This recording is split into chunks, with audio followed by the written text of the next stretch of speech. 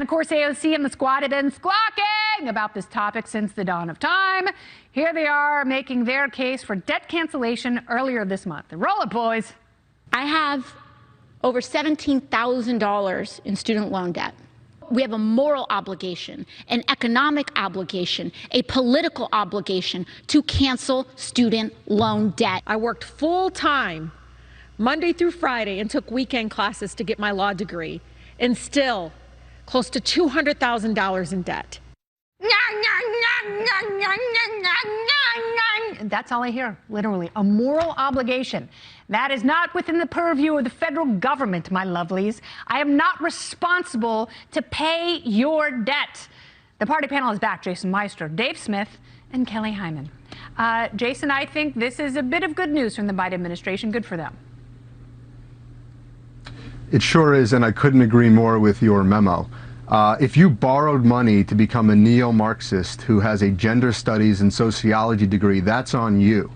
And also, more importantly, if you're flabbergasted, surprised, shocked, astounded that Joe Biden isn't going to relieve you of your student loan debt and actually believe that just like you believed he was going to shut down the virus, then you haven't been paying attention to Joe Biden's 50-year career in politics, where the only break he's ever given was to his son Hunter and his political donors. So now you go get a real job with your gender studies degree, and good luck with that, because your president just put a wrecking ball into the economy.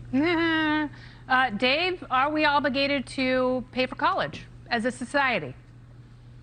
No, of course not. I mean, look, I agree with all of you guys, and it's insane, the idea that we'd be obligated to pay. Like, the person who's not privileged enough to go to college is obligated to go get a job and then pay his taxes to pay for the privileged person who went to college. So I agree with all of that. I'll also say that what's frustrating, Kennedy, and I'm sure you feel my frustration on this, is it's like only libertarians understand anything about economics. So we're the only ones who even understand like what a price is. So when someone says something like, they go, well, look, I became a lawyer and I still have 200 grand of unpaid debt that I can't pay back. It's like, well, that is information. And the information is that that cost was not worth it. That's if you're not making enough money to pay that back, then you spent something you shouldn't have. But I will say this. It is not, of course we shouldn't forgive student loan debts, but it's not as if this has not been an evil scheme from the very beginning. Amen. Where, as you pointed out, there's no incentives for college to lower the prices. But let's be even more blunt. The reason college is so expensive is because the government got in the business of guaranteeing loans for college and then just started giving out the loans altogether. And you would have drastic price inflation in any industry if loans were guaranteed to buy that product.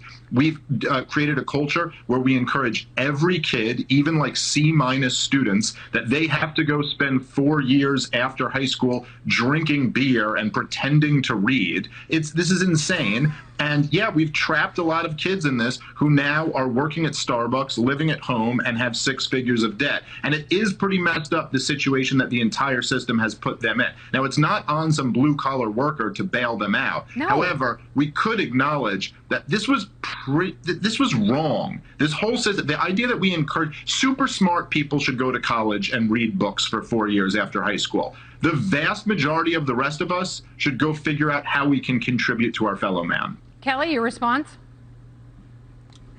I think it's important for everyone to have an opportunity to get education, whether they're at trade schools or grad schools. I came out of school with 6 figures in debt, and so I understand that, and it's very difficult having that amount of debt. But I think it's a personal decision on what's best for you and what you want, whether, as you said, to go to trade school, you want to go to grad school, or not go to school at all. It's your personal decision. And absolutely, people should be held accountable if they have the student debt to pay that. But there is also options as well to consolidate your student loans and have one payment, or it's based on your salary as well. There's always options as well. But I think it's important that people have access to whatever educations that they need and potentially There's plenty of access. There's plenty of access. There are 3,000 colleges and universities in this country, and people can partake in a number of them.